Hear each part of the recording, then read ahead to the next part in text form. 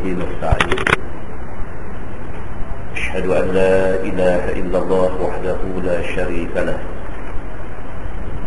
وأشهد أن محمدا عبده ورسوله، ونصلي ونسلم على هذا النبي الكريم سيد المرسلين وعلى آله وصحبه أجمعين. أما بعد، أيها المؤمنون اتقوا الله، أوصيكم وإياي بتقوى الله، فقد فاز المتقون. Muslimin dan muslimat, mudah-mudahan dirahmati Allah Subhanahu wa ta'ala. Di dalam sebuah hadis عن أبي هريرة رضي الله عنه قال رسول الله صلى الله عليه وسلم: إذا أذن بالصلاة أدبر الشيطان له ضرار حتى لا يسمع التأذين، فإذا سكت المؤذن أقبل، فإذا ثوب أدبر،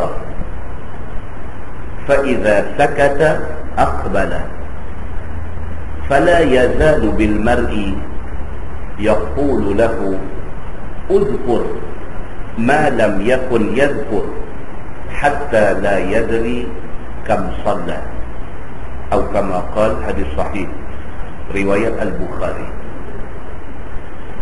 Daripada Abi Hurairah radhiyallahu anhu, kata dia, Nabi sallallahu alaihi wasallam bersabda,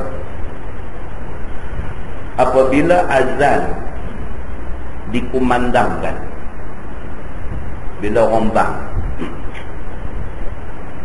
adbara syaitanu lahu durar.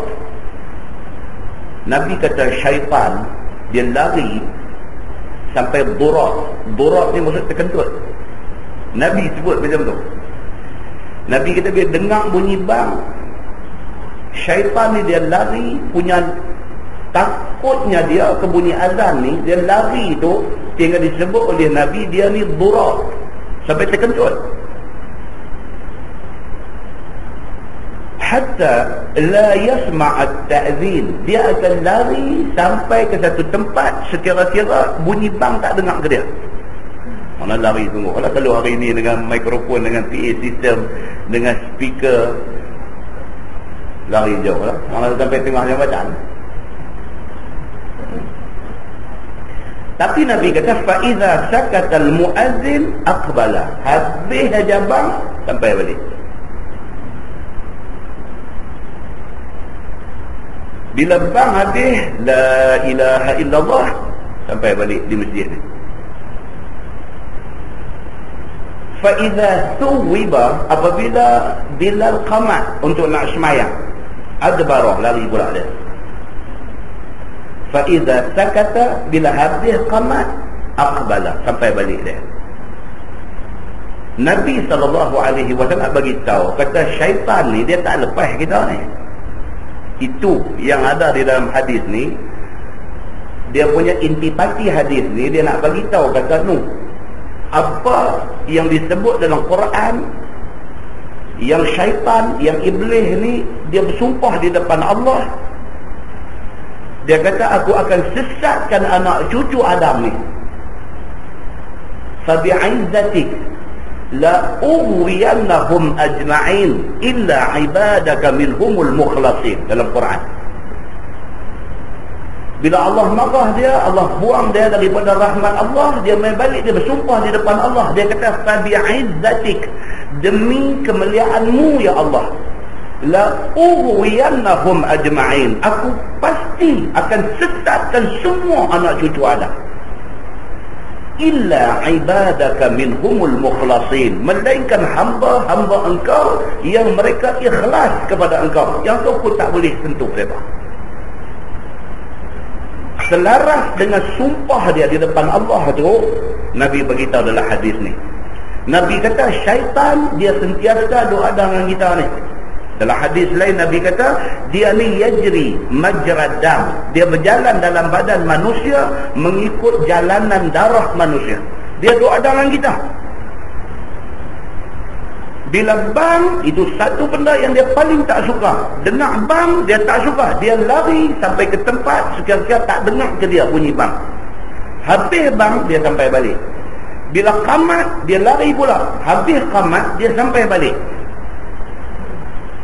Nabi kata fala yazadu bil mar'i, maka selamanya lah, sentiasalah syaitan itu bil mar'i, dengan manusia. Dia tak tinggal kita, dia tak lepas dengan kita, dia tak cuai dari segi nak merosakkan, menghasut kita. Dia sentiasa ada dengan kita. Bahkan Nabi kata wa yaqulu lahu, dan syaitan kata kepada tiap-tiap manusia ni apabila manusia mula semayang, dia kata uzkur ma lam yakun yazkur. Dia kata lah ni hang ingat benda yang hang tak ingat tadi. Yang tu yang kita bila takbir semayang Allahu akbar tak ingat. Oh, dia kata handphone tadi letak orang ni yang punya jari dekat. Dia tak ingat bila, dia tak ingat masa semayang. Selagi tak semayang, duk cari ni sampai pecah beluh, tak jumpa benda yang kita cari ni. Tapi takbir semayang je Allahu akbar, dia main. Tinggal dalam kereta kot, dia duk cari dalam rumah ni, dia main masa tu. Rupa-rupanya apa? Nabi kata syaitan ni dia main bisik kepada orang yang duk semayang ni. Dia kata uzkur, ingat, dia kata malam yakun yazkur, benda yang tadinya hang tak ingat, lah ni masa tu hang ingat. Hatta la yadri kam salla, dia kacau orang semayang ni sehinggalah orang yang semayang ni terlupa berapa rakaat dah dia semayang. Nabi kata terlupa kita ni 3 dan 4 ni 3. Ramai orang duk kena benda ni. Ikat serban kotak lah apa pun kena juga. Kena juga. Kita duk ingat bila ikat serban ni kot dia fokus lebih, kena juga. Dia duduk bergantung dia ekor serban kat kita, mana tak? Dia duduk hayun macam tu. Dia duduk hayun. 2 ke 3 ke 4 lah ni. Kacau ni. Dia ganggu kita di dalam semayang. Hadis itu hadis sahih riwayat Al-Bukhari. Muslimin dan muslimah yang dirahmati Allah sekalian. Nabi SAW sebagai manusia biasa, satu, Nabi pun ada lupa. Yang kedua, Allah Subhanahu Wa Taala kadang-kadang dia mentakdirkan satu-satu perkara jadi dekat Nabi dengan tujuan apa dia? Nak jadi pengajaran kepada kita umat di kemudian hari. Dalam sebuah hadis riwayat daripada Abi Hurairah radhiyallahu anhu, kata dia anna Rasulullah sallallahu alaihi wasallam qala inna ahadakum idza qama yusalli jaa asy-syaitan falabasa alayhi hatta la yadri kam shalla fa idza awjada dhalika ahadukum falyasjud sajdatain wa huwa jalis atau kama qala, hadis sahih riwayat Al-Bukhari. Daripada Abi Hurairah radhiyallahu anhu, kata dia Nabi sallallahu alaihi wasallam bersabda, Nabi kata sesungguhnya seseorang daripada kamu bila kamu berdiri semayang, Nabi kata, especially bila kamu berdiri nak semayang, jaa syaitan, syaitan main. Bukan kata bila tak semayang dia tak main dah. Tak semayang memang dia duduk dalam poket kita, memang dia duduk ada dengan kita. Tapi bila kita semayang, kot lah kata semayang ni dia nak lari dah. Nabi kata apabila seseorang kamu, inna ahadakum idza qama, sesungguhnya seorang daripada kamu apabila kamu berdiri yusalli, nak semayang, jaa syaitan. Nabi kata masa tu main dah syaitan ni. Falabasa alaih, maka dia menggoda kamu. Ni duduk semayang ni, dia doa dengan kita. Falabasa alaih, maka dia goda kamu hatta la yadri kam shalla, sehingga kamu tak tahu berapa rakaat dah kamu semayang. Punya duk kena kacau dengan dia. Ni Allahu akbar, ni sampai Tanjung Bendang. Tak pasal-pasal dia teringat ni kenuri, esok kenuri ada di Tanjung Bendang, dia ingat masa tu. Sekali dengan dia main package kenuri Tanjung Bendang ni, dia sekali dengan main apa? Dia sekali dengan main esok aku nak pergi seorang kan nak ajak kawan. Duk semayang ni. Mulut duk baca Fatihah, tapi otak ni dia duk fikir aku nak ajak siapa itu. Ajak dia semai lah. Dia duk main ni. Mulut duk baca waladdallin, amin, bismillahirrahmanirrahim. Benda jalan. Dalam pun jalan. Dalam pun jalan. Apa yang Nabi bagi tahu, semua orang experience. Ini masalah dia. Benda hak Nabi SAW bagi tahu ni, semua orang experience. Hatta la yadri kam salla. Dia akan sampai satu tahap terlupa berapa rakaat dah aku semayang ni. Fa iza awjada dhalika ahadukum. Nabi SAW kata, apabila kamu kena macam tu, falyasjud sajdatain wa huwa jalis. Masa duduk last kali sebelum bagi salam, Nabi kata sujudlah 2 kali. Sujud tu dia panggil sujud sahwi. Nabi beritahu begitu. Dia mai pula satu hadis daripada Abi Hurairah radhiyallahu anhu. Kata dia, shalla bina Nabi sallallahu alaihi wasallam az-zuhra aw al-'asr. Fasallama. Faqala lahu dhul yadayn, as-salah ya Rasulullah anaqafat. Faqala an-Nabi sallallahu alaihi wasallam li ashabihi, ahaqqun ma yaqul? Qalu na'am. Fasalla rak'atain ukhrayain thumma sajada sajdatain, atau kama qala, hadis sahih riwayat al-Bukhari. Berlaku kepada Nabi, kata Abu Hurairah radhiyallahu anhu, kami sembahyang zuhur ataupun asar, aku tak pasti, dia kata yang tu. Nabi menjadi imam kami. Fasallama, Nabi bagi salam. Habis sembahyang, assalamualaikum warahmatullahi, assalamualaikum warahmatullahi. Bila habis Nabi salam, faqala Dzul Yadain, satu sahabat Nabi, orang panggil dia Dzul Yadain. Yadun maksud dia tangan, Yadain maksudnya 2 tangan.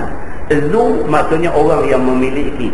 Dzul Yadain maksudnya orang yang memiliki 2 tangan. Tengah riwayat kata dia ni tangan dia labuh daripada tangan orang lain. Maka kerana tu orang panggil dia Dzul Yadain, orang yang mempunyai 2 tangan. Tangan dia ni dari segi fizikalnya dia panjang sikit pada kita. Bila Nabi duk bagi tahu, bila rokok sembahyang ni tangan kita, tapak tangan kena duduk di lutut. Maka Dzul Yadain bila dia rokok, bila dia duduk di lutut, jadi nampak lutut tinggi. Pasal tangan dia panjang sikit. Bukan tangan panjang, orang Melayu tangan panjang mencuri, dia ni bukan tangan panjang tu. Maksud tangan dia tu secara fizikalnya panjang sikit. So bagi dia diberikan kebenaran khas. Dia boleh pegang bawah pada lutut untuk nak dapatkan tamar atas dia tu. Jadi untuk kita biasa ni, tapak tangan kita di lutut. Di lutut. Dan keadaan jari ketika rokok tu direnggangkan. Itu hadis.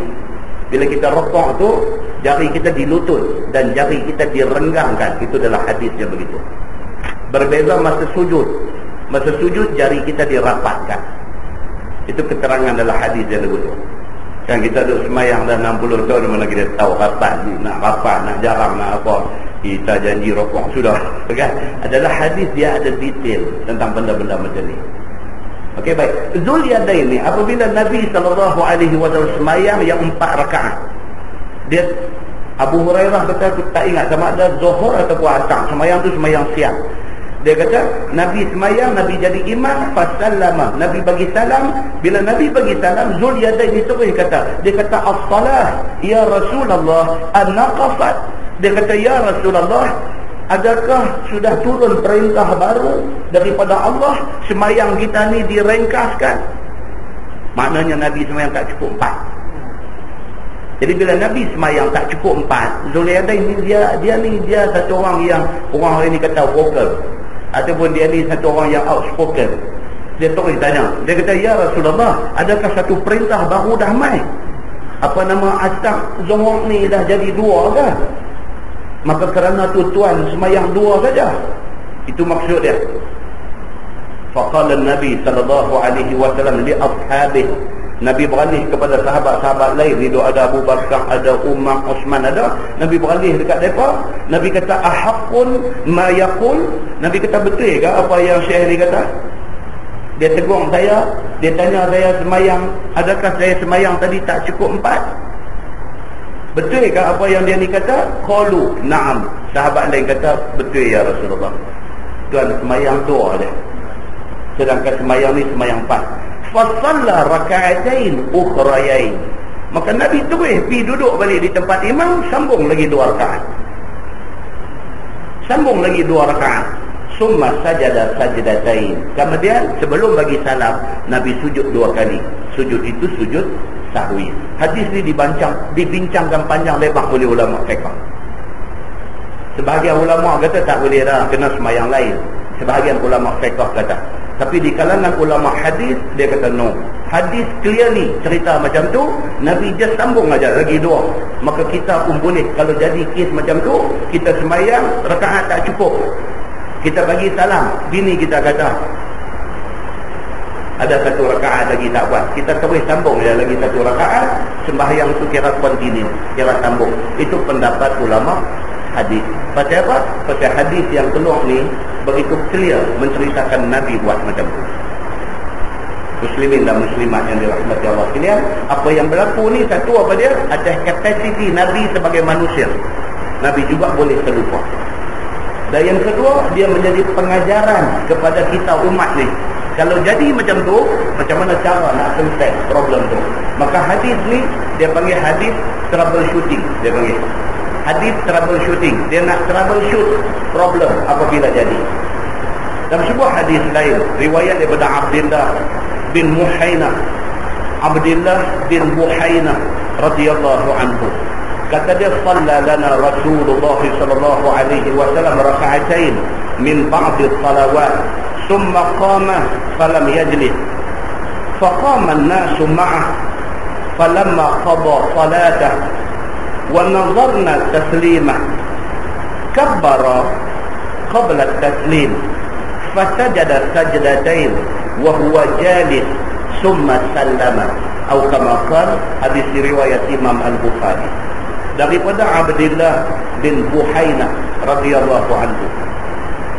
Kata dia, Nabi sallallahu alaihi wasallam sembahyang bersama dengan kami. Tiba-tiba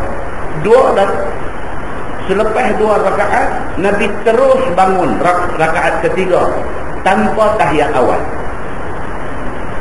Nabi jadi imam sembahyang, patutnya 2 rakaat tahiyat awal, tasyahud awal. Tiba-tiba Nabi tak buat tahiyat awal, dia terus continue rakaat yang ketiga.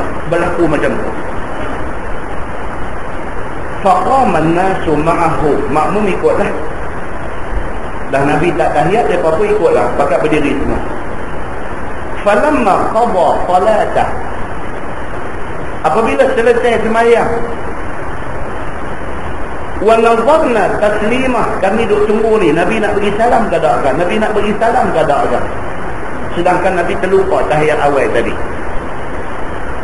Kabbara qabla taslim, tiba-tiba Nabi takbir Allahu akbar, sujud sebelum memberi salam.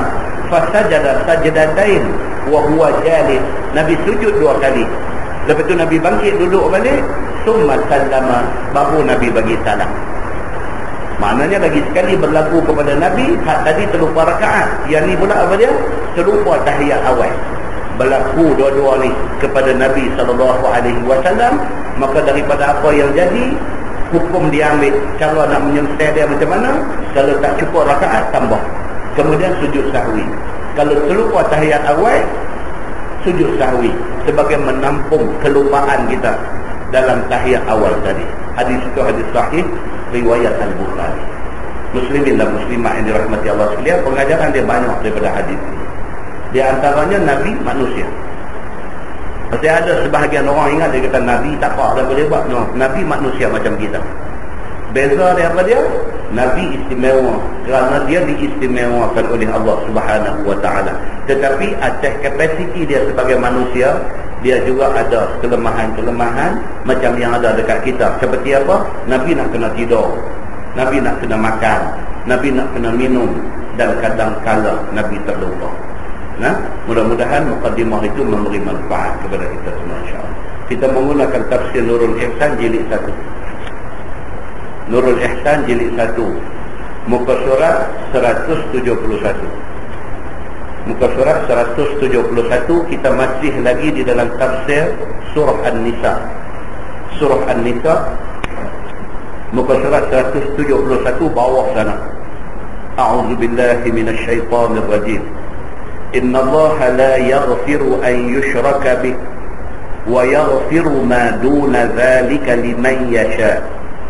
Bahwasanya Allah Subhanahu wa taala itu tiada ampun dia dosa bahawa disyirik dengan dia, dan ampun ia barang yang lain daripada syirik itu, daripada segala dosa bagi mereka yang dikehendaki ampun, dengan dimasukkan mereka itu ke dalam syurga dengan tiada azab, dan mereka yang dikehendaki azab akan dia daripada segala mukmin dengan dosa, kemudian barulah memasuk mereka itu akan jannah, yakni syurga. Baik, ayat yang kita nak baca malam ni, Allah Subhanahu wa taala nak habaq dekat kita bahawa dosa ni ada banyak macam. Dalam banyak-banyak macam dosa ni, hak Tuhan paling pantang sekali dosa syirik. Syirik ni apa dia? Syirik ni kita associate Allah dengan benda lain. Kita pergi letak Allah dengan benda lain.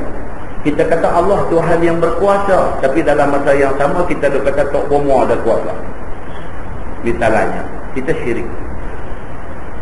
Kita kata Allah Subhanahu wa taala Tuhan yang berkuasa. Masa yang sama kita duk kata weh Bomo ni hanya dengan buat pasal dengan dia power dia ni. Tahu kata macam tu. Dia cuma berusaha dan berikhtiar mengikut jalan yang dibenarkan oleh syarak. Kalau Allah makbul doa dia, usaha dia, ikhtiar dia, dapat apa yang kita nak. Tapi kuasa Allah pegang. Manusia ni tak ada apa. Allah yang beri kuasa, Allah yang memberi kelulusan, Allah yang membenarkan sesuatu benda tu nak jadikan tak jadikan, makbul ke tidak ke, itu di dalam kuasa Allah Subhanahu wa taala. Maka siapa yang mensyirikkan Allah dengan apa benda pun, ini Allah pandang. Tak boleh, Allah tak boleh terima hamba dia, makhluk yang dia cipta, tiba-tiba pergi sekutukan dia dengan benda lain. Dia ambil satu batu buat sembah, duk minta apa-apa. Dia ambil satu tangkai pakai tangkai itu dengan harapan tangkai itu akan melindungi dia daripada malapetaka dan bahaya. Sedangkan yang boleh lindung dia daripada malapetaka, daripada bahaya, hanyalah Allah Subhanahu wa taala. Bila dia syirik Allah dengan apa-apa benda, Allah marah. Dan tengok balik hadis cerita tentang Abu Dzar Al-Ghifari. Abu Dzar Al-Ghifari satu hari dia kata Nabi SAW panggil dia. Nabi SAW panggil dia, kemudian Nabi bersabda di depan dia. Nabi kata, "Ma min 'abdin qala la ilaha illallah thumma mata ala dhalik illa dakhala al-jannah." Abu Dzar kata Nabi panggil dia purposely dengan satu tujuan. Nabi nak habaq benda ni kat dia. Nabi panggil Abu Dzar, Nabi kata, "Ma min 'abdin qala la ilaha illallah." Mana-mana hamba Allah yang sampai mati dia ni, dia atas kalimah la ilaha illallah. Maknanya dia orang Islam. Sampai mati dia Islam. Summa mata, dia mati dalam keadaan dia duk stick dengan amalan Islam, dengan agama Islam, dengan akidah Islamiyah. Illa dakhala al-jannah. Nabi kata, aku tak mau habaq banyak, orang ni kok mana pun dia akan masuk syurga. Nabi kata macam tu. Statement Nabi ni menakutkan Abu Dzar. Statement yang Nabi buat ni, Nabi kata satu orang manusia yang kalau dia ni Islam sampai bercerai nyawa daripada badan dia, dia stick, dia duk memelekat, duk pegang Islam dia. Orang ni Nabi kata aku tak mau cakap banyak, illa dakhalal jannah, dia last kali dia akan masuk syurga. Abu Dzar bila dengar macam tu, dia satu muskil. Dia tanya Nabi, qultu wa in zana wa in saraqa. Dia kata, ya Rasulullah, kalau dia ni masa hidup dia pernah berzina, dia ni kalau masa hidup dia pernah mencuri, dia boleh juga akan masuk syurga. Itu maksud dia. Nabi kata, wa in zana wa in saraqa. Nabi kata, ya, sekalipun masa hidup dia pernah berzina, sekalipun masa hidup dia pernah mencuri, tapi dia Islam. Dia Islam, dia tidak pernah buat kerja yang menyebabkan dia jadi murtad misalnya. Dia tidak pernah buat kerja yang membawa dia kepada terkeluar daripada agama. Misalnya, mencuri tidak terkeluar Islam, cuma berdosa. Berzina tidak terkeluar Islam, cuma berdosa. Kecuali kalau sekiranya dia kata mencuri dengan berzina ni Allah suruh kita buat. Dan orang kata kat dia, mana pula Allah suruh kita mencuri dengan berzina? Dia kata Allah suruh. Aku beriktikad mengatakan benda ni Allah suruh. Misalnya macam tu. Orang kata kat dia, hang dah bercakap satu benda yang menyalahi Quran. Aku tak peduli salah tak salah, aku tetap kata macam tu. Dia murtad. Pasal apa? Pasal dia menghalalkan benda yang diharamkan oleh Allah dalam Quran. Dia murtad. Dan setelah diberi ingat, dia mempertahankan faham tak betul dia murtad. Tapi kalau dia mencuri, tapi kalau dia berzina, tapi dia mengaku kata benda tu salah, cuma dia kata aku ni tak tahulah apa kelemahan aku tak boleh berhenti buat benda ni, dia berdosa. Tetapi dia tidak murtad. Orang yang buat dosa, sekalipun dia biasa berzina, sekalipun dia biasa mencuri, tetapi dia tidak pernah terkeluar daripada agama, Nabi kata dakhalal jannah. Last sekali esok ni, selepas dosa dia ni dibayar balik di akhirat esok dengan azab neraka. Dosa dia kena azab.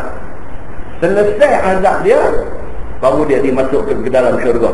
Tetapi dia tetap last kali masuk syurga.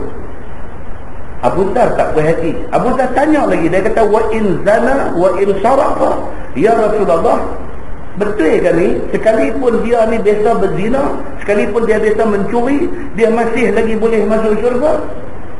Nabi kata wa in zana wa in saraqa. Betul. Nabi kata sekalipun dia biasa berzina, dia biasa mencuri, tapi kalau dia mati masih lagi sebagai orang Islam, dia tetap akan masuk syurga. Abu Dhar kata lagi wa in zana wa in saraqa, ya Rasulullah, biar betul.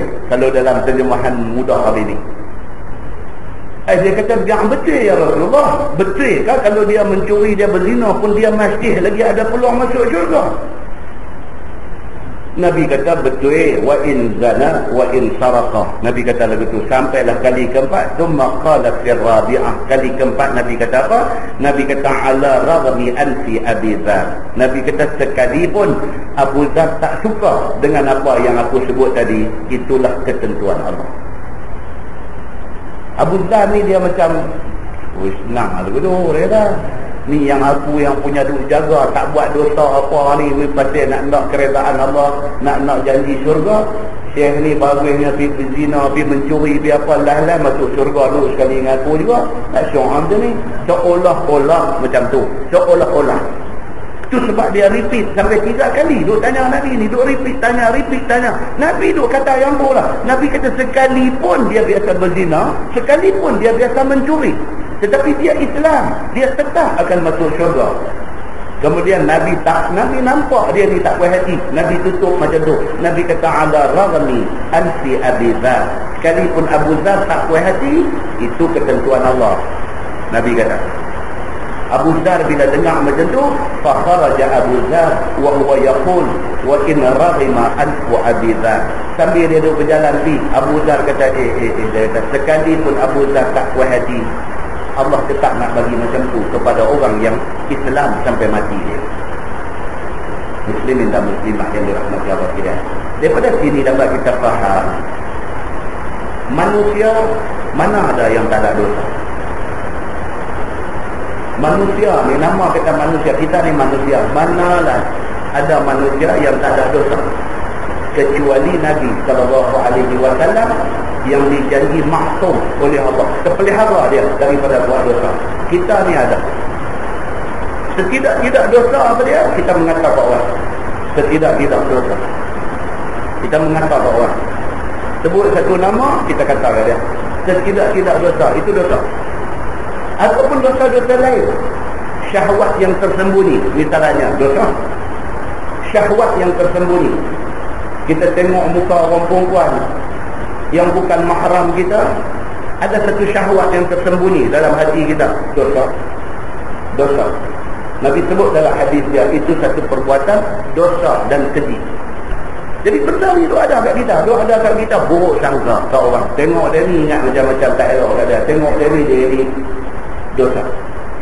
Jadi banyak benda yang menjadi dosa kita ni. Dan ada sebahagian manusia besar-besar dosa dia buat. Besar-besar dia buat, dia minum arak, dia berzina, dia berjudi, dia buat zalim, dia bunuh orang, dia macam-macam. Macam-macam manusia, macam-macam dosa. Apa pun dosa yang kita buat, pintu taubat dia terbuka.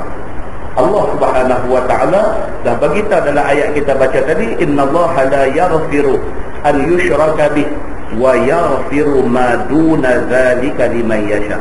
Yang Allah tak ampuni apa dia? Dosa syirik. Adapun selain daripada syirik, Allah boleh ampunkan liman yasha, kepada siapa yang dikehendaki Tuhan. Muslimin dan muslimat yang dirahmati Allah sekalian. Sambung ayat dia kata wa may yusyrik billah faqad iftara itsman 'azima. Dan barang siapa yang syirik dengan Allah, maka sesungguhnya telah mengerja dia akan dosa yang besar-besar. Dia sambung lagi, siapa yang buat kerja syirik, dia buat dosa besar. Alam tara ilal ladzina yuzakkuna anfusahum. Tidakkah engkau lihat wahai Muhammad kepada segala mereka yang mensuci mereka itu akan diri mereka itu, iaitu Yahudi. Sekira-kira kata mereka itu, nahnu abna'ullah wa ahibba'uh, kami adalah anak Allah dan kami adalah kekasih Allah. Ni orang Yahudi. Orang Yahudi sampai hari ni, sampai hari ni. Bukan cerita Yahudi zaman Nabi Musa tu saja. Bukan cerita Yahudi zaman Nabi Muhammad saja. Sampai hari ni Yahudi dia berasa dia istimewa daripada lain orang. Dia tengok Arab pun Arab tak istimewa, dia rasa dia istimewa. Melampaunya mereka ni dalam mendakwa istimewa mereka ni sampai ke tahap mereka mengaku kata mereka ni anak Tuhan.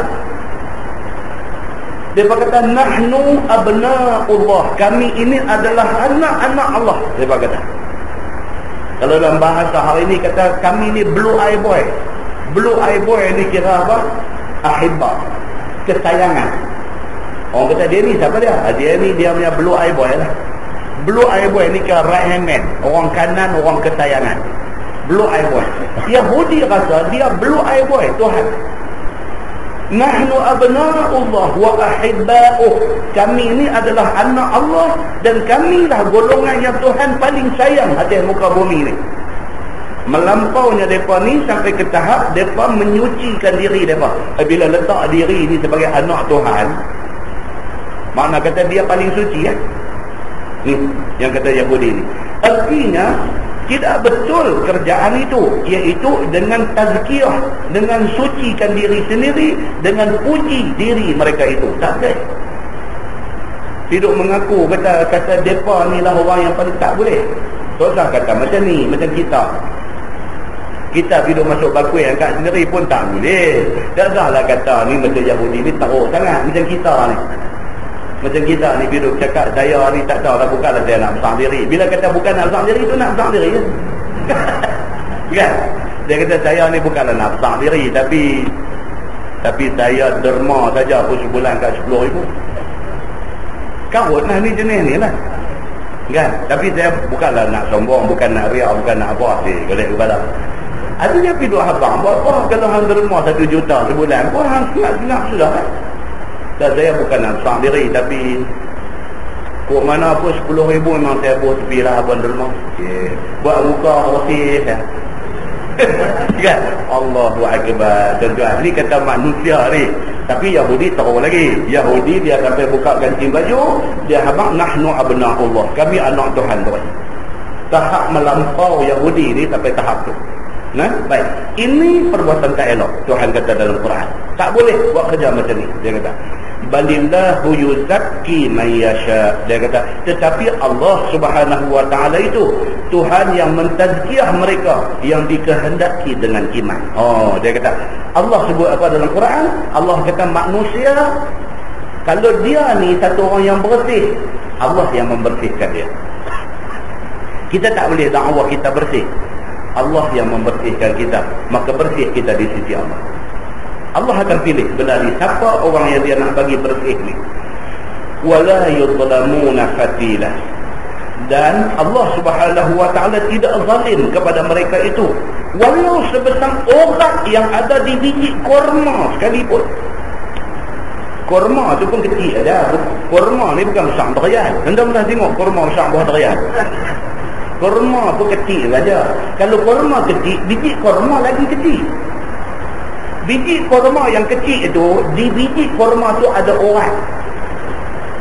Allah sebut dalam Quran, Allah kata apa? Aku tak buat zalim kepada manusia ni walaupun sebesar urat yang ada atas biji kurma.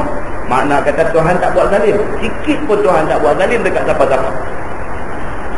Tuan-tuan tengok ni yang kata indahnya Quran ni. Indahnya Quran ni.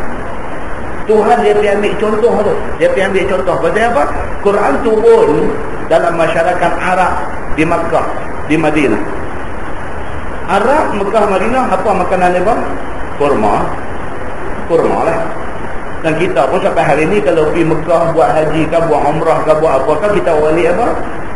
Kurma lah, selain daripada tasbih kayu kokor. Kan?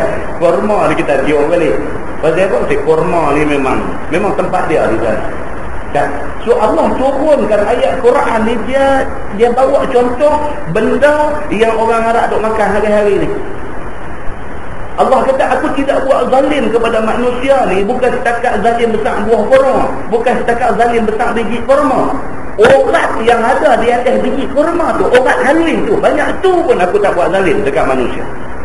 Allah kata, firman Allah, unzur kaifa yaftaruna 'ala Allahil kadhib.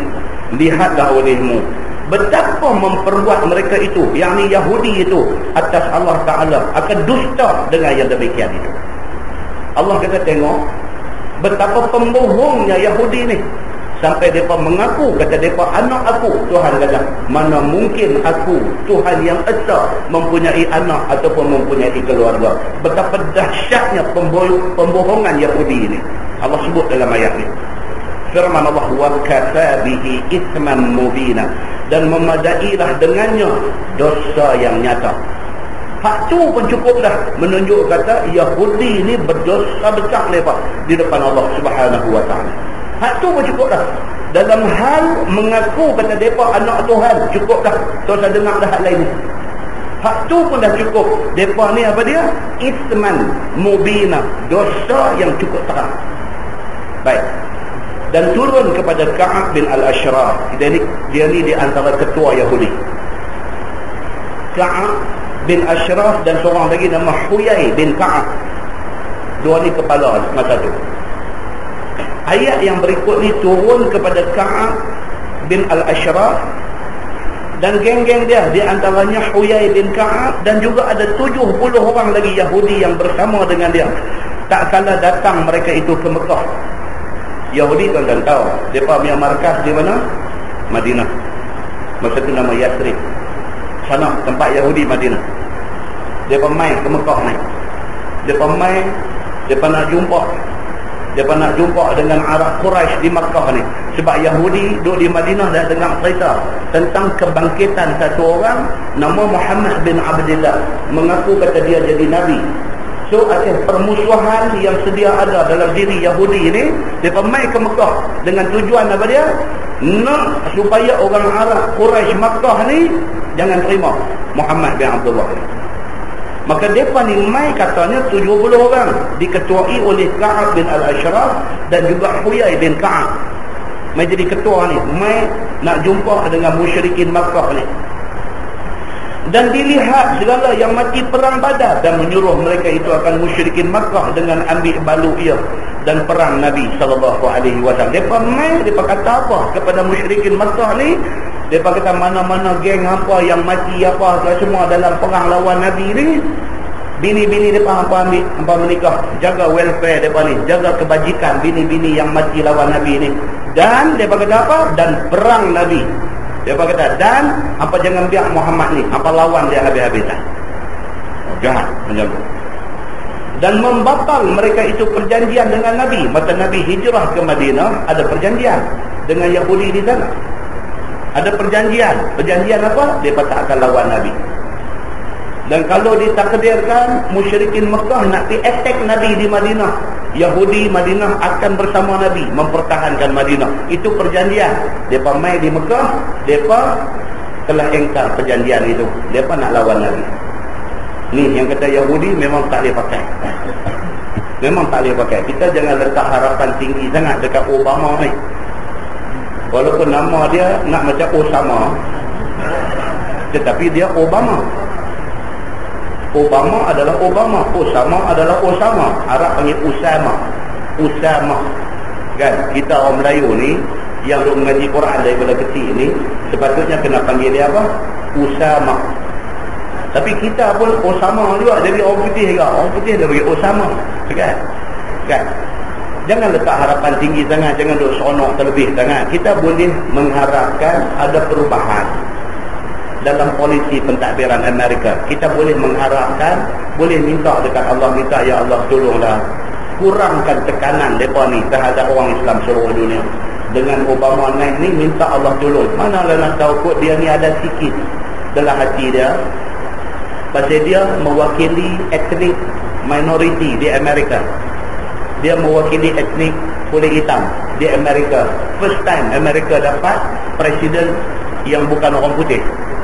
Kut-kutlah itu menjadi satu benda yang boleh dia ambil ingat. Dia daripada satu kaum yang pernah ditindas, hari ini dia naik, bukan dia nak balas dendam, tapi dia nak menjamin supaya penindasan ini tidak terus berlaku. So yang kata kena tindas ni bukan kulit hitam saja di Amerika. Orang Islam di dunia ditindas oleh Amerika. Mudah-mudahan itu menjadi satu sebab untuk dia nak ubah polisi zalim Amerika kepada orang Islam ni. Mudah-mudahan. Apatah lagi dia ni konon ceritanya pernah mai duduk di Indonesia. Pernah mai duduk di Indonesia. Nama dia pun kata konon ada Husin pula kat tengah. Obama Husin Barak apa aku tak tahu, kata konon ada Husin juga masuk kat tengah. Mudah-mudahan Husin tu ada sikit bagi lembut hati dia bila dia nak buat Husin lain. Kan? Kononnya abang dia pula ada pula satu nama Malik pula. Malik pula ada. Malik di Penang ni berapa banyak Malik tu ada. Abang kepada Obama ni ada seorang. Ada Malik pula di nama dia. Manalah nak tahu Tuhan yang mentakdirkan benda ni bertujuan untuk nak meringankan penderitaan yang ditanggung oleh orang Islam seluruh dunia. Mana nak tahu, kita boleh doa tetapi jangan terlebih harap, kerana takut-takut kita kecewa. Dia macam tu aja kita dalam melihat dan memahami perubahan politik dunia ni. Macam tu aja kita nak tengok. Dan apa nama tu, janggut Cuba tu nama apa? Fidel Castro, Presiden Cuba, komunis. Dia dah bagi warning masa kempen Presiden Amerika. Dia dah bagi warning dah. Dia kata dia nak warning Obama ni, you better be careful. Dia kata, pasal apa? Takut. Tak ada you nak buat apa, ada orang pergi tembak you. Jadi macam mana Kennedy kena tembak dulu. Dia dah bagi satu warning dah. Mana kita tahu betul ke tak betul ke? Bolehkah Amerika keseluruhannya menerima presiden daripada etnik lain? Kita tak tahu benda ni, kita tak tahu apa nak jadi, berapa lama dia nak jadi presiden Amerika, Amerika nak dibawa ke mana, ataupun dia mempunyai rencana baik tetapi dia dibinasakan di tengah jalan oleh orang yang tak senang dengan perubahan yang dia nak bawa ke apa. Wallahu a'lam. Tuhan tahu apa nak jadi, tapi kita tak tahu apa nak jadi. Nah, muslimin dan muslimat yang dirahmati Allah sekalian. Itu cerita dia. Baik. So, nama kata Yahudi dia tak akan biar. Yahudi boleh terima tak Obama naik jadi presiden. Mungkin dia support dia masa pilihan raya dulu. Tetapi selepas dia naik, adakah dia nak buat sesuatu yang Yahudi nak ke tak? Wallahu a'lam. So Yahudi ni apa dia yang kita duk baca dalam Quran ni, dia adalah satu puak, satu bangsa yang dia tak akan lepas. Orang yang taat kepada Allah dia tak akan lepas. Dia akan pastikan macam mana pun dia akan buat sesuatu kepada orang yang nak kepada agama Allah Subhanahu wa taala. Baik, firman Allah, alam tara ila allazina utu nasiban minal kitab yu'minuna bijibti wat taghut. Maka tidakkah engkau lihat ya Muhammad kepada segala mereka yang diberikan tangguh daripada kitab Taurat, yang diberikan bahagian kefahaman daripada kitab Taurat, tetapi beriman mereka itu dengan dua berhala yang bernama Jibti dan juga bernama Taghut, dengan sujud mereka itu bagi keduanya. Itu dia. Tuhan kata dekat Nabi Muhammad, Muhammad cuba tengok. Puak-puak Yahudi ni, aku bagi mereka kefahaman tentang Taurat. Tuhan kata, aku buat turun satu kitab, nama kitab tu Taurat. Kitab Taurat. Aku buat turun dekat mereka dan aku beri peluang kepada mereka untuk faham Taurat ni. Kalau betul-betul mereka faham Taurat, mereka akan sembah Allah. Tapi macam mana yang kata orang Yahudi yang kata aku bagi peluang mereka untuk faham Taurat, tiba-tiba mereka pergi sembah dua tokong ni. Apa dia? Satu nama Jibti dan satu nama Taurut. Macam mana mereka ni, aku bagi mereka peluang untuk faham Taurat, tiba-tiba mereka pilih berhala untuk mereka jadikan Tuhan. Allah sebut macam ni, wa yaquluna lil ladzina kafaru, dan kata Yahudi bagi segala kacang Mekah, iaitu Abi Sufyan dan segala sahabatnya, ketika kata mereka itu baginya, kami kah yang terlebih betul jalan kerana kami perintah Baitullah, kami bagi minum kepada orang buat haji, kami memuliakan orang dan kami memberi jamuan kepada orang Mekah, kami tolong lepas orang yang kena tawan, kami perbuat semua benda tu, ataupun Muhammadkah yang lebih baik daripada kami? Ini ceritanya. Apabila rombongan Yahudi 70 orang tadi yang dipimpin oleh satu Ka'ab bin Al-Ashraf dan seorang lagi Huyai bin Ka'ab, bila mereka sampai di Mekah, mereka jumpa dengan orang-orang besar Mekah ni. Bila jumpa ni, orang besar Mekah yang diketuai oleh Abu Sufyan, mereka tanya kepada Yahudi yang mai dari Madinah ni, ni kami nak tanya hampa dah dengar dah cerita pasal Muhammad kan? Hampa dah dengar dah? Dia kata kami dah dengar dah. Hampa kenal dah Muhammad kan? Sebab dia dah hijrah pergi Madinah, hampa dah tengok dia dah apa dah. Hampa dah tahu dah Muhammad ni siapa kan? Jawab Yahudi Madinah ni, dia kata okey, kami tahu, kami kenal Muhammad, apa hal?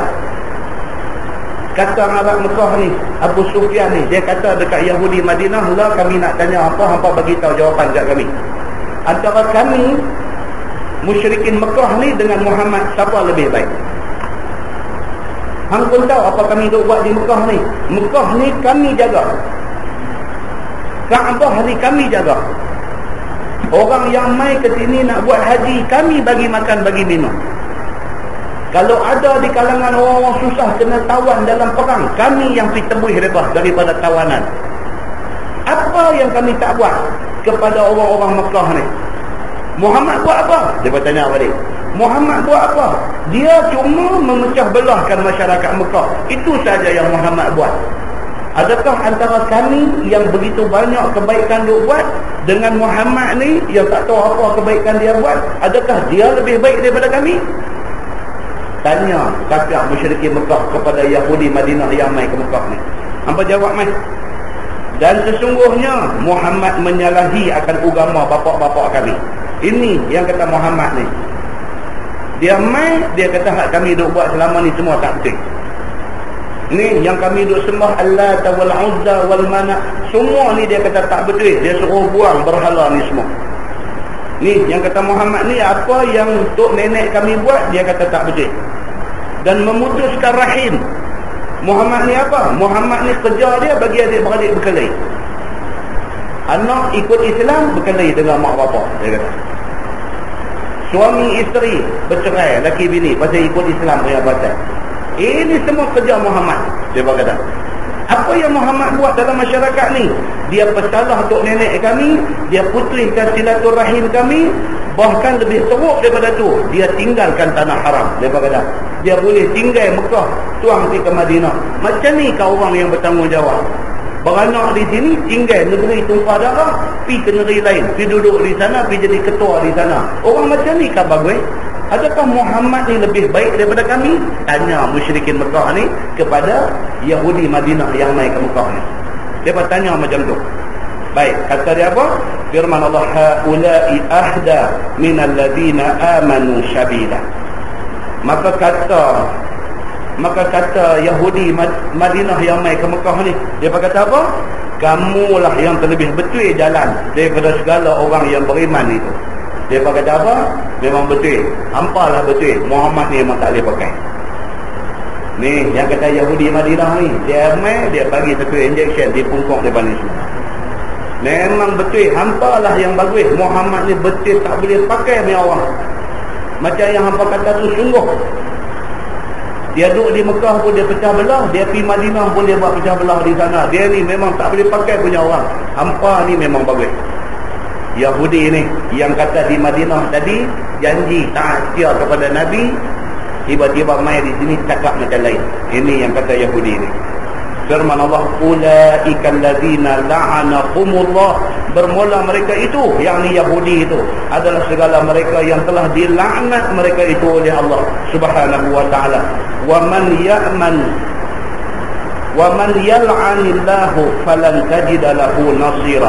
Dan siapa yang dilaknat oleh Allah, maka tiadalah engkau dapat baginya pertolongan yang menegahkan mereka daripada azab Allah dia. Tuhan kata nama kata Yahudi, mereka adalah golongan yang dilaknat oleh Allah. Dan ingat Tuhan kata, siapa juga dalam dunia ni, kalau kena laknat Allah, tak ada siapa boleh tolong mereka. Nampak anda? Nampak? Siapa juga dalam dunia ni, kalau kena laknat Allah, tak ada siapa boleh tolong mereka. Jadi kita takut, bila kita buka hadis, kita tu jumpa adalah hadis ni, la'anallahu siapa-siapa. Dilaknat oleh Allah akan golongan yang macam-macam mana. Jaga baik-baik. Laknat ni bukan benda kecil. Itu sebab dalam kes rumah tangga suami isteri, dia ada satu hukum, dia panggil li'an. Li'an ni apa dia? Korban ni dia nak terlucut malam ni orang buat. Li'an ni apa dia? Li'an ni sumpah laknat antara lelaki bini. Bila berlaku li'an ni? Apabila suami satu hari balik ke rumah. Balik rumah, waktu yang bukan waktu balik. Dia kerja pejabat, pukul 8 sampai pukul 4.30. Hari itu dia pening kepala apakah, abang kat bos dia, saya nak balik dulu. Ataupun dia bos, dia pakai belah balik begitu aja. Bila dia balik, sampai di rumah, katalah pukul 11. Buka pintu rumah, wal'ayazubillah, bini tengah duk berzina dengan jantan lain. Misalannya jadi macam tu. Bila tengok macam tu, dia kata, apa ni? Awak hampir jadi macam ni. Pakak jadi kelang kabut betul-betul ni. Dia pergi buat report. Dia kata isteri saya telah berzina dengan satu orang lain. Dia pergi buat report macam tu. Bila buat report macam tu, dia tak boleh nak kemukakan saksi 4 orang, pasal dia seorang aja yang tengok. Maka Islam memberi satu peluang kepada suami yang teraniaya ni. Apa dia? Sumpah li'an. Dia pergi sumpah di mahkamah, kata wallahi memang betul bini dia berzina. Dia tak ada saksi, tapi memang dia tengok bini dia berzina. Kalau sekiranya saya bohong, laknat Allah. Yang ni yang kata laknat ni bukan benda kecil. Saja-saja nak pergi buat jangan. Pasal apa? Ayat yang kita baca ni dia kata apa? Barang siapa yang dilaknat Allah, wa man yal'anillah falan tajida lahu nasira. Siapa pun dalam dunia ni, kalau dah kena laknat Allah, tak ada siapa boleh tolong dia. Jangan. Sama macam kes yang duk keluar surah abang 45 hari ni. Apa? Pengkit. Tomboy. Beranak keluar main perempuan, nak pergi jadi jantan. Tak mau jadi perempuan, nak pergi jadi jantan. Sama juga sebaliknya. Beranak keluar main elok nama Abdul Rahman, pak dia bubuh, dia pergi jadi Rahmah. Tunjuk pun jari lagu tu buat terbalik lagu tu. Bercakap mek bunyi. Dia nak pergi jadi sebaliknya. Allah bagi dia jadi jantan, dia nak pergi jadi perempuan. Allah bagi dia jadi perempuan, dia nak pergi jadi jantan. Orang ni pun Allah laknat juga. Laknat. Tak payah majlis fatwa bincang. Sudah jelas dalam hadis Nabi, dilaknat golongan yang macam ni. Laknat ni bukan benda kecil. Kalau kita di rumah kita ada anak pergi jadi macam ni, tuan-tuan mau ingat satu, janganlah terang kat dia, panggil mai abang, duduk ni abang. Dia kata tak apa nampak bagi bunyi apa, bagi bunyi jantan balik. Dia kata tak apa. Kita kata duduk, hang dengar ayah nak bercakap. Tak mau nak dengar. Kan? Hang duduk nak dengar ni, bukan ayah nak apa kat hang, ayah nak abang. Kita orang Islam. Orang Islam ni dia ada Quran, dia ada hadis, kita kena ikut Quran dengan hadis. Nabi kita, Nabi Muhammad ni punya sayang kat kita, apa kat dia elok, bagi tahu hadis ni kat dia. Hadis Allah laknat ni, hampir duk buat kerja jadi macam ni. Abang pula akibat daripada laknat Allah tu apa dia? Siapa pun tak boleh tolong hang di sana esok ni. Ayah sayang kat hang, tu sebab ayah abang lari. Kalau hang tak mau dengar cakap ayah, sana esok ayah tak boleh tolong hang. Pasal apa? Quran dah bagi tahu dah. Wa man yal'anillah, siapa juga yang kena laknat Allah, falan tajida lahu nasira. Tak ada siapa boleh tolong dia. Ayah sayang kat hang, tolong dengar cakap ayah. Hang tak sayang ayah kat, cakap dulu tu kat dia. Muslimin dan muslimat yang dirahmati Allah. Kawan saya ada seorang, Tuhan pergi uji dia, pergi bagi mai ni seorang. Hantar dia sakit kepala, mai jumpa dia tahu sakit kepala. Ustaz, dia kata awak dia pergi jadi macam ni. Sampai bawa handbag macam tu tukang zaman dulu tu, bila orang nak menikah, dia bawa beg 4 jagi tu. Buka beg 4 jagi tu dengan bedak apa pipi merah dengan apa orang. Anak dia ada bawa beg tu 4 jagi tu, jantan. Dia kata, Ustaz, saya abang tu saya punggai beg tu berapa kali lah, dia kata. Saya punya kadang ni, dia kata, sampai beg tu pun saya tak boleh tengok, dia kata. Saya punggai berapa kali dah, lari beg kucing balik, dia kata. Dia duduk cerita kat kita, ni kita nampak emotional dia ni. Hantar anak dia pergi masuk askar wataniah. Sampai instruktor ada ajang kawat tu kata dia ambil balik. Pasal apa? Dia kawat ni bila rapat kaki tu, hampuk kaki tu, instruktor tu pun duk ulang pergi muntah berapa kali tu, tengok kelakar dia ni. Instruktor panggil dia balik, ambil balik pun lemai tengok anak ni. Dia main abang, dia kata, tahu tak ada ke petua-petua apa, dia kata ni, saya mati akal dah dengan budak ni. Marah pun tak guna, apa pun tak guna, teriak pun tak guna, buat cara cengih pun tak guna, tak tahu lah, dia kata. Tuan-tuan, kadang-kadang Allah nak uji mak pak ni, dia pergi bagi jadi seorang dia main macam ni. Jaga benda-benda macam ni kena jaga. Firman Allah Subhanahu wa taala, am lahum nasibun minal mulk, ataupun adakah bagi mereka itu, yakni bagi Yahudi itu, nasib ataupun bahagian daripada jadi raja ataupun jadi ketua. Tuhan tanya dalam Quran ni, agak-agak hampa, aku ada kan nak bagi ruang kepada Yahudi yang dimurkai oleh aku ni jadi ketua di atas dunia ni? Artinya tiada bagi mereka itu satu daripadanya. Tuhan kata mereka ni tak ada satu pun kelayakan untuk jadi ketua. Tuhan beritahu dah, mereka ni tak ada satu pun tak ada kelayakan untuk jadi ketua. Nak jadi ketua ni dia kena syarat banyak. Satu, dari segi integriti, dia kena amanah, dia kena satu orang yang integriti kena ada. Kepimpinan, leadership kena ada. Nak jadi ketua ni bukan senang, bukan? Bukan senang nak jadi ketua ni. Lagi dia nak kena ada IQ tinggi.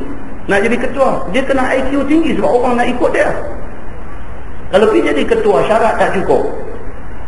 Dan segi integriti tak ada. Orang nanti dia jadi ketua, dialah pelahap dalam hal rasuah ni. Dia pelahap, bukan tekat makan rasuah, lahap. Lahap sama macam Abu Lahab kan? Dia lahap dengan rasuah ni.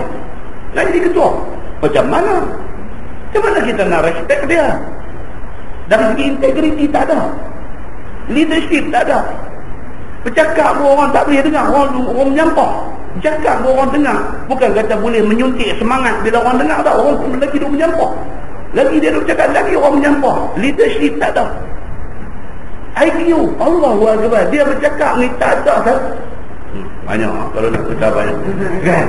Jadi Allah Subhanahu wa taala kata Yahudi ni, yang kata Yahudi tak ada satu pun syarat nak melayakkan dia jadi ketua. Jadi Tuhan kata dia ni tak boleh jadi ketua. Macam tu aja.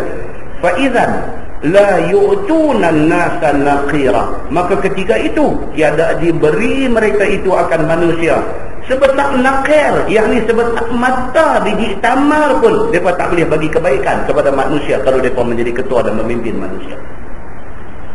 Kerana mereka sendiri dilaknat oleh Allah, macam mana dia nak pimpin orang mendapat keredaan Allah? Maka Allah kata mereka kalau jadi juga ketua, mereka tak boleh la yu'tunan nasa naqira, mereka tak boleh bagi kebaikan kepada orang yang dia pimpin walaupun sebesar nakir. Nakir ni apa dah? Biji kurma tu, mata biji kurma tu orang tu dah tu pun tak ada kebaikan. Macam mana dia nak pimpin orang kalau dia jadi pemimpin? Itu maksudnya. Firman Allah, am yahsuduna an-nasa ala ma atahumullahu min fadlih. ataupun adakah hasad dengki mereka itu akan manusia, iaitu akan Nabi SAW atas barang yang didatang mereka itu oleh Allah Ta'ala daripada kurnianya, jadi nubuah, dapat isteri yang banyak dan sebagainya. Ataupun Yahudi ni sebenarnya mereka ni hasad dengki dekat Muhammad ni. Mereka dulu tak berkenan dekat Nabi Muhammad ni bukan kerana apa, tapi kerana dengki, itu saja, bukan ada apa hal pun. Betul-betul Yahudi ni tak suka dekat Nabi Muhammad ni pasal apa? Pasal dengki. Bukan pasal Nabi Muhammad jahat, bukan pasal Nabi Muhammad salah guna kuasa, bukan pasal Nabi Muhammad buat harta daripada kedudukan dia, bukan kerana ni semua, bukan. Tapi mereka betul-betul tak suka dekat Nabi Muhammad ni pasal apa? Pasal Nabi Muhammad ni ada semua syarat kepimpinan dekat dia, maka dengki mereka pada dia. Itu saja Tuhan bagi tahu. Artinya bercita-cita mereka itu akan hilang segala keistimewaan daripada Nabi. Mereka kalau boleh nak Nabi Muhammad tu tak ada apa istimewa. Mereka syok yang tu, hilang keistimewaan Nabi Muhammad tu, itulah yang mereka nak. Kalau Nabi Muhammad ni ada kepimpinan, mereka mahu Nabi Muhammad tak ada kepimpinan tu. Kalau Nabi Muhammad ni satu orang yang berilmu, mereka mahu Nabi tu tak ada ilmu. Mereka mahu hilang segala keistimewaan pada Nabi itu. Dan kata mereka itu, jika ada ia, yakni Nabi itu, nescaya membimbang ia daripada perempuan. Mereka tidak bercakap dalam masyarakat ni. Mereka kata kalau hampa terima Muhammad jadi Nabi, hampa jaga anak bini yang pada rumah. Pasal apa? Pasal dia ni orang Allah kata apa? Womanizer. Tengok bini dia saja berapa. Dia dua habang dekat hampa kata kahwin tak boleh lebih daripada 4. Dia sendiri pergi sampai berapa bini. Hampa nampak? Dia ambil kesempatan atas hampa ni. Kalau hampa terima juga dia jadi pemimpin hampa, jaga. Hampa patut berbimbang dengan perempuan. Dia kata pasal apa? Pasal jaga anak bini hampa. Muhammad boleh ambil bila-bila masa. Benda tu hidup cakap dalam masyarakat bagi orang jadi tak percaya kepada Nabi. Nampak tuan-tuan kerja Yahudi buat pada masa Nabi SAW. Firman Allah, faqad ataina ala Ibrahim al-kitab wal hikmah. Dan sungguh dulu lagi telah kami datang akan anak cucu tuknya, iaitu Nabi Ibrahim itu, akan kitab nubuah seperti mana Musa dan Daud dan Sulaiman.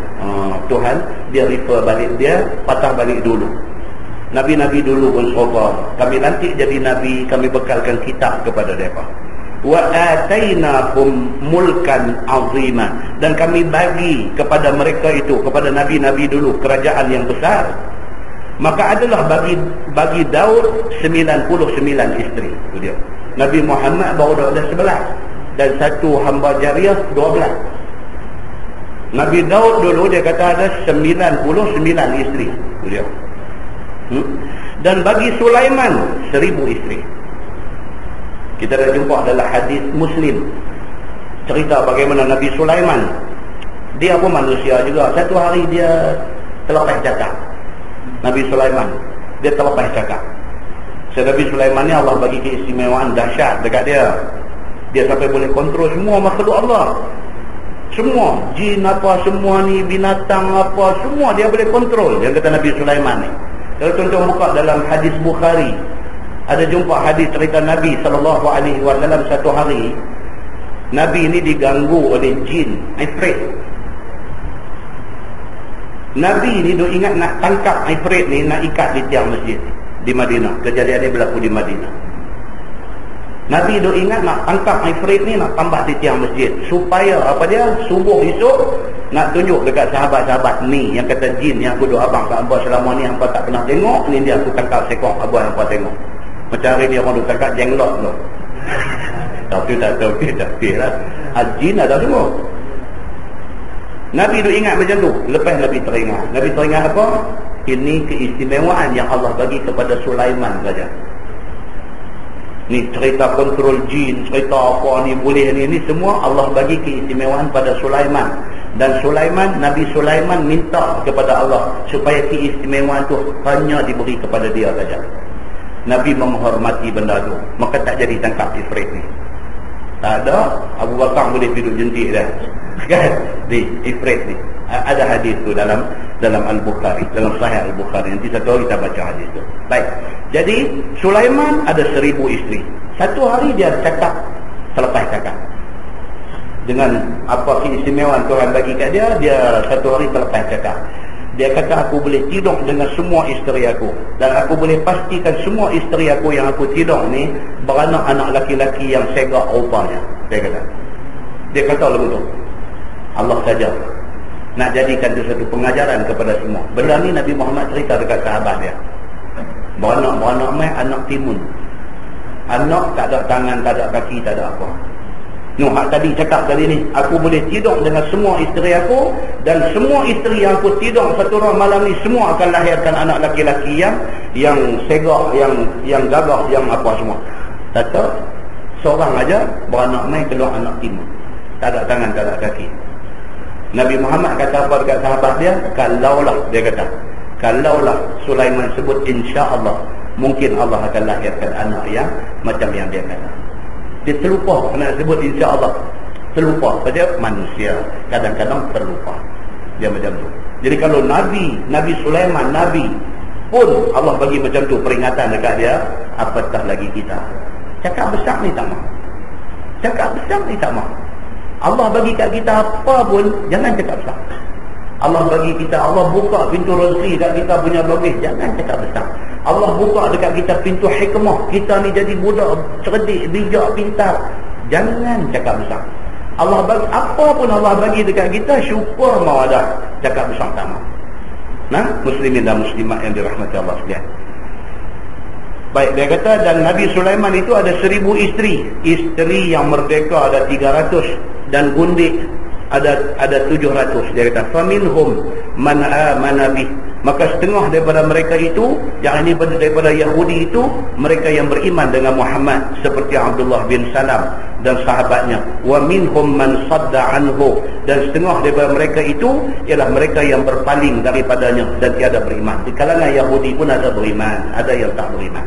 Begitu. Wa kafa bi jahannam sa'ira, dan memadailah neraka jahanam itu menjadi tempat azab, menjadi azab bagi orang yang tidak beriman. Innal ladzina kafaru bi ayatina sawfa nuslihim nar. Ini dia mai amalan dah. Apa dia? Tuhan kata innal ladzina kafaru bi ayatina sawfa nuslihim nar. Bahwasanya segala orang yang kafir dengan segala ayat Quran kami, siapa-siapa yang bantah dengan Quran, lagi kami masukkan mereka itu ke dalam neraka, terbakar padanya. Ini yang kata Tuhan. Jangan ingat kata hari ini kita bantah dia, kita tak kena apa. Jangan ingat macam tu. Dia akan mai hari Tuhan nak balas orang yang derhaka dia. Lah tak lagi. Pasal apa tak lagi? Pasal Tuhan janji dia menangguhkan azab kepada sebahagian manusia.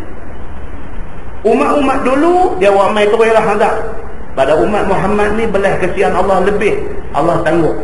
Tangguh bukan makna tak kena, akan kena. Setidak-tidaknya di akhirat akan kena. Bila kena macam mana? Tuhan kata apa?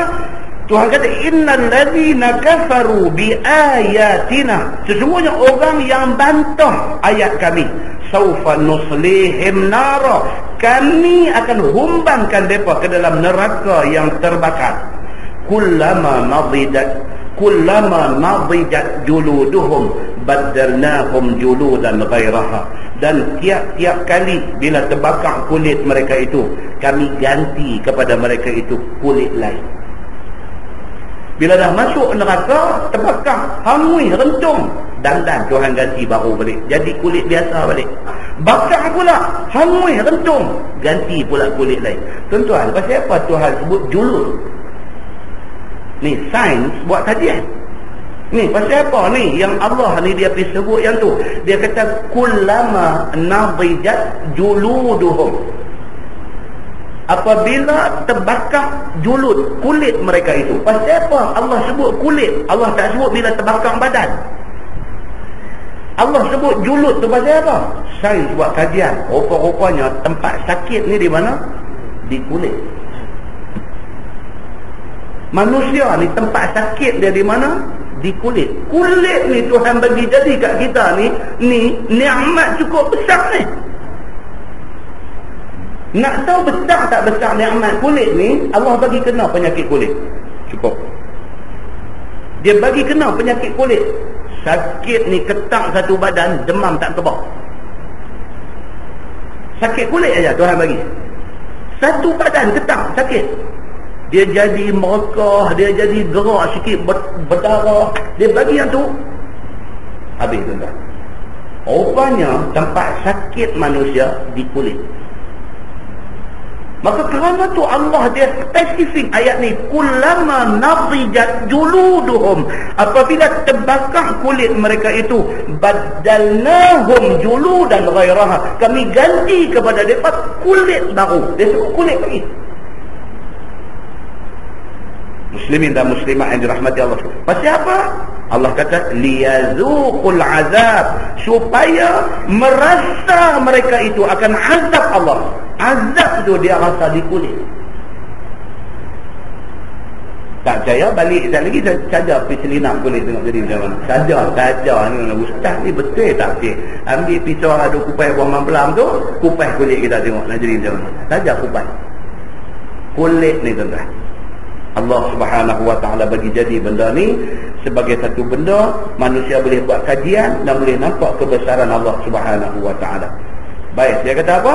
Maka terbakar kulit tu, diganti balik kulit tu kepada mereka. Kullama nadijat juluduhum badalnahum juludan ghairaha liyazuqul azab, supaya rasa mereka itu azab Allah. Innallaha kana azizan hakima. Dia kata, dan bahawasanya Allah Ta'ala itu Tuhan yang maha keras, tiada lemah akan dia akan sesuatu, lagi amat hakim dan bijaksana kepada makhluknya. Itu dia. Di sini dia ada macam-macam cerita lah. Kata Muaz bin Jabal, dia kata apa? Satu saat Allah akan bakar 100 kulit dan diganti dengan 100 kulit. Muaz bin Jabal kata, dalam masa satu saat 100 kali hangui, 100 kali ganti kulit baru. Dalam masa 1 second 100 kali rasa azab terbakar. Azab terbakar tuan-tuan, jangan buat main-main. Azab terbakar. Satu kawan saya nak bakar sampah saja, cerita ni kecil saja, bakar sampah. Ambil apa kan lungguk, ambil daun nyok pula, rintih daun nyok pula pergi lungguk, atas lungguk sampah tu cucuk sungguh tak menyala, cucuk buih nak pergi menyala terpadam, cucuk tak mau nak padai. Dia kata nak buat macam mana nak pergi menyala ni, beralih main nampak petrol ada satu, nampak tin petrol duduk sandak tepi tempat kasut. Dia kata yang ni cantik. Dia ambil petrol, ceruk. Tuan-tuan, yang kata petrol ni ceruk tu sama dengan ceruk, sama dengan api sambak badan dia. Balik try kalau tak saya. Lepas tu macam buat, jangan kata saya suruh. Saya mencadangkan untuk nak ambil pasti tentang benda ni. Dia ceruk tu, sekali dengan ceruk, dia kata within 1 second, dia kata satu badan aku terbakar. Dia kata satu badan terbakar. Dia kata sakit ni tak tahulah, Allah Ta'ala saja yang tahu sakit macam mana. Yang paling tak boleh tahan apa tuan-tuan? Bulu mata terbakar. Bulu mata ni Tuhan bagi jadi ni, bulu mata ni dia kena api. Bila api sambak main macam tu, dia kena, dia ringkuih. Dia kena dia ringkuih main bulu mata, jadi tak ada bulu mata. Rupa-rupanya ni duduk abang kat kita ni di hospital, pergi tengok dia. Dia abang kat kita. Dia kata hantar, dia kata tak ada bulu mata ni, tak boleh celak.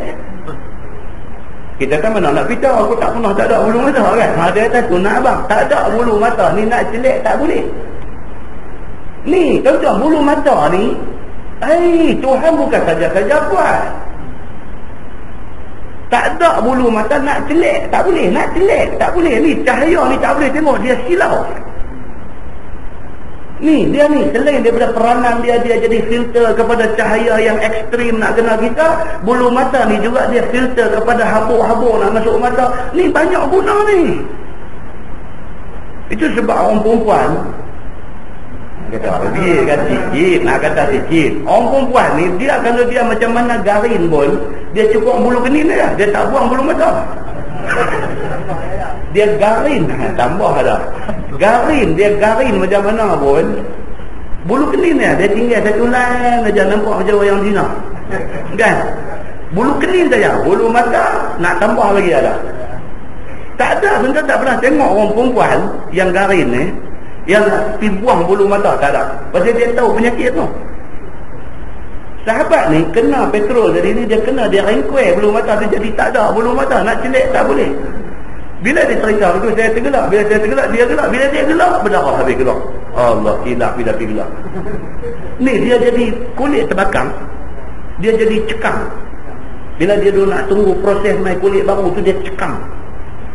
Kan bila cekam, gelak-gelak apa dia kerik dah. Oh, terus Allah kita jadi Allah, sorry.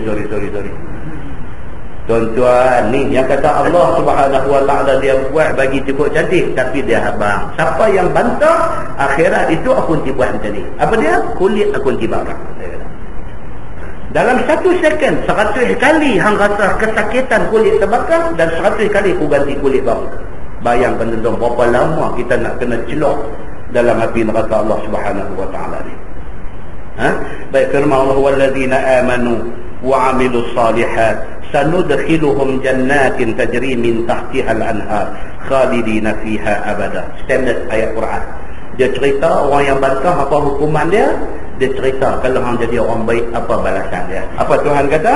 Dia kata dan segala mereka yang beriman dengan Allah dan Rasul dan beramal, mereka itu akan amalan yang saleh, lagi kami masukkan mereka itu di dalam beberapa syurga yang mengalir dari bawahnya, yang ni daripada bawah mahligai yang dia duduk itu beberapa sungai, hal keadaan kekal mereka di dalamnya selama-lama.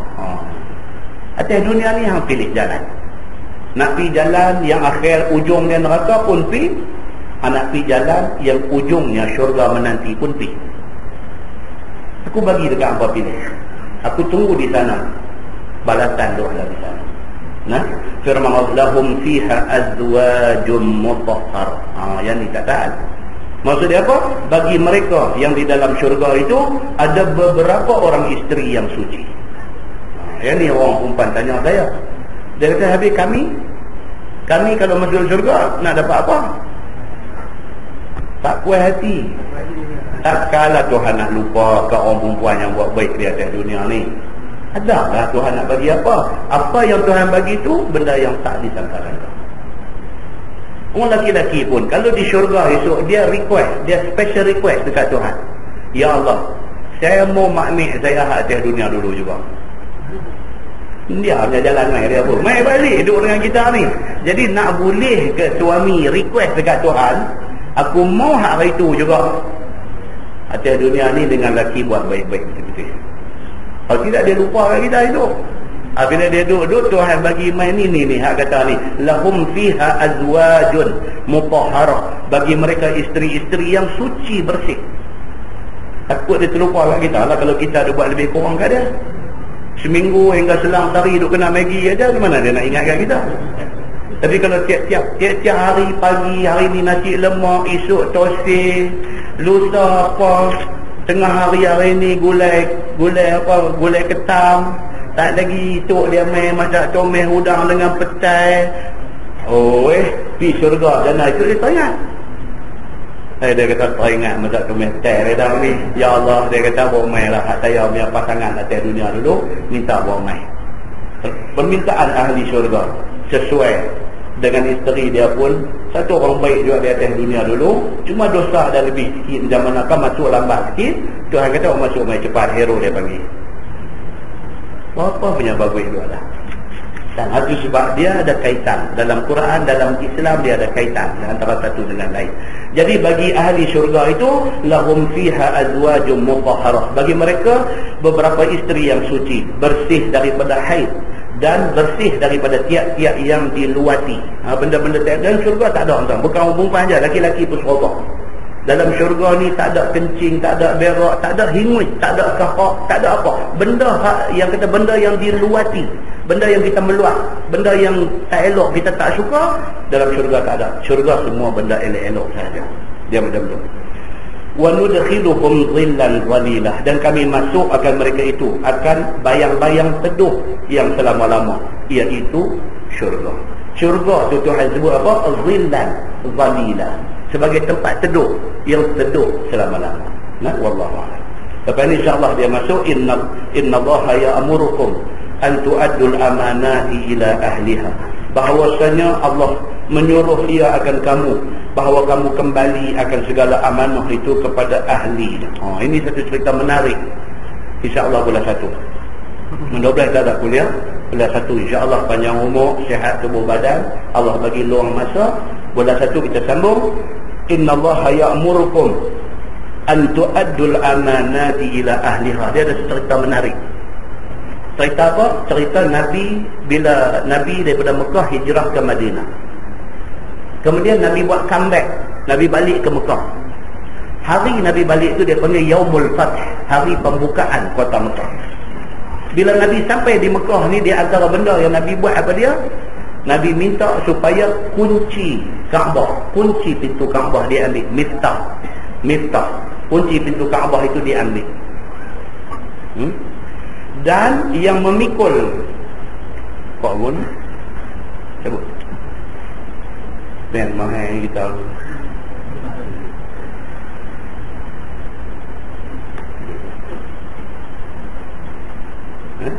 Nabi panggil suruh sahabat. Dalam hadis cerita kita Sayyidina Ali, Nabi suruh dia pergi minta kunci ni daripada pemegang kunci pintu Kaabah. Diminta. Mulanya kontu tak mau bagi apa, kita cerita detail pada bulan 1 insya-Allah. Yang kemudiannya baru bagi kemudian dibuka dan Nabi masuk dalam Kaabah dan Nabi sembahyang. Bila keluar balik tu, Nabi kata dekat Sayyidina Ali, Nabi kata kembalikan kunci ni kepada pemegang dia. Sedangkan pemegang kunci itu belum Islam. Nabi suruh bagi balik kepada dia. Kaitan dengan ayat ni, innallaha ya'murukum an tu'addul amanati ila ahliha. Allah suruh kembalikan amanah itu kepada orang yang Tuhan punya amanah itu.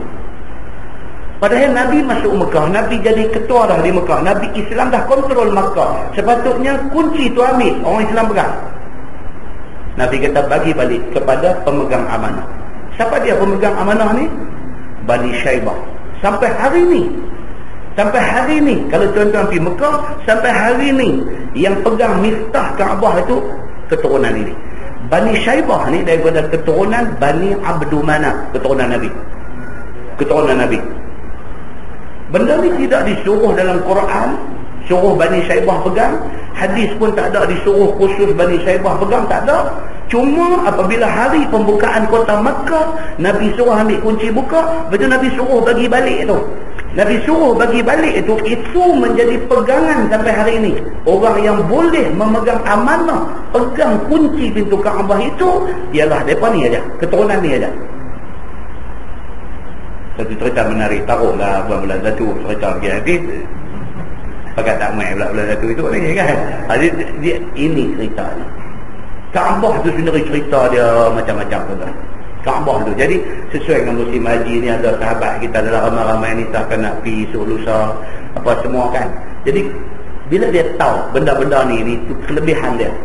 Jadi bila dia sampai di sana, dia duduk di halaman Kaabah, dia duduk di dalam kompleks Masjidil Haram tu, mata dia duk tengok Kaabah tu, dia boleh ingat ni benda-benda ni.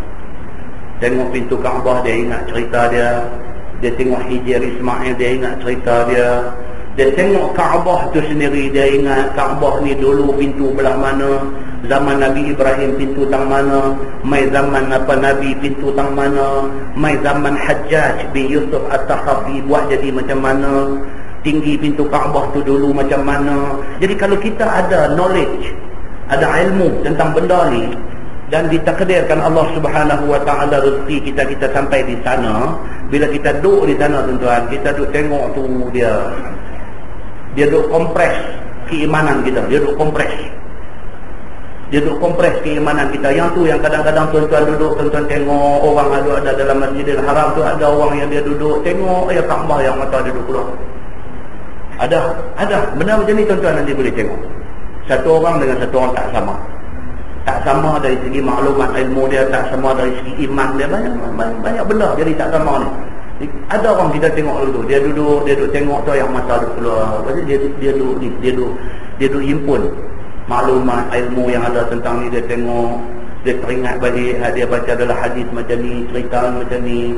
Dia terbayang balik ni bila Nabi tidur sujud semayang tepi Kaabah, mai lungguk perut unta atas belakang Nabi, sampai sahabat nak pergi dekat nak tolong Nabi pun takut dia pula kena. Sampai kemudiannya anak Nabi Fatimah lari mai sambil teriak-teriak, duk buang busuk yang ada atas belakang Nabi tu sambil marah-marah orang yang buat dekat pak dia macam tu.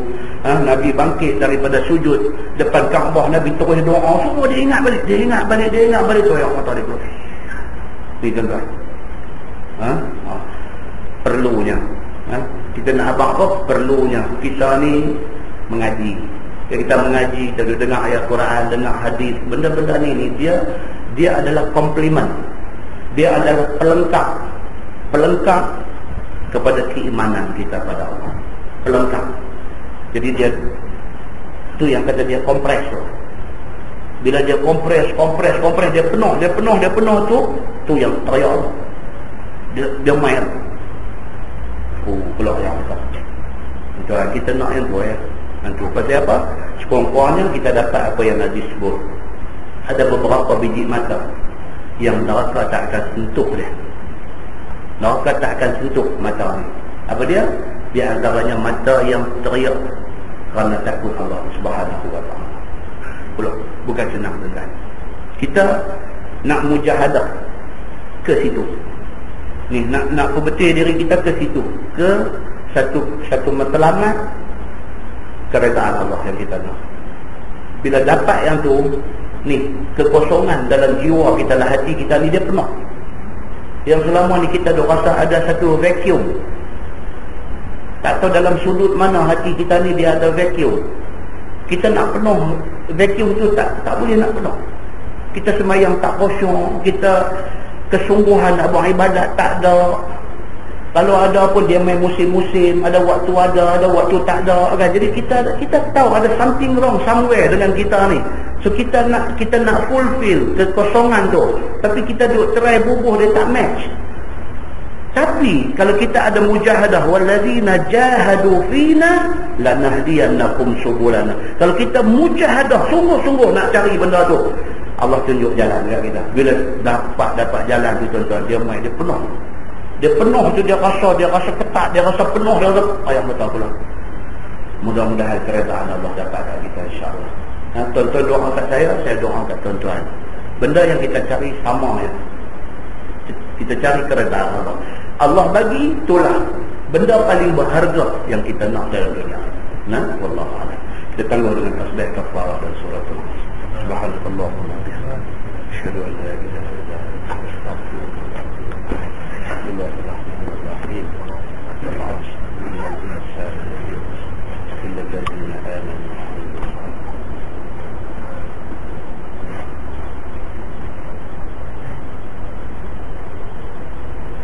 اللهم صل على محمد في الأولين والآخرين وسلم رضي الله تبارك وتعالى عن سادتنا أصحاب سيدنا رسول الله أجمعين. بسم الله الرحمن الرحيم. الحمد لله رب العالمين حمدا يوافي نعمه ويكافئ مزيدا. يا ربنا لك الحمد كما ينبغي لجلال وجهك الكريم وعظيم سلطانك. رضينا بالله ربا وبالإسلام دينا وبمحمد نبيا ورسولا. اللهم افتح علينا فتوح العارفين وارزقنا فهم النبيين بجاه خاتم المرسلين. اللهم فقهنا في الدين وعلمنا التأويل واهدنا صراطك المستقيم. اللهم أرنا الحق حقا وارزقنا اتباعه وأرنا الباطل باطلا وارزقنا اجتنابه. اللهم اجعل جمعنا جمعا مرحوما وتفرقنا من بعده تفرقا معصوما. وصلى الله على محمد وعلى آله وصحبه وسلم والحمد لله رب العالمين. السلام عليكم.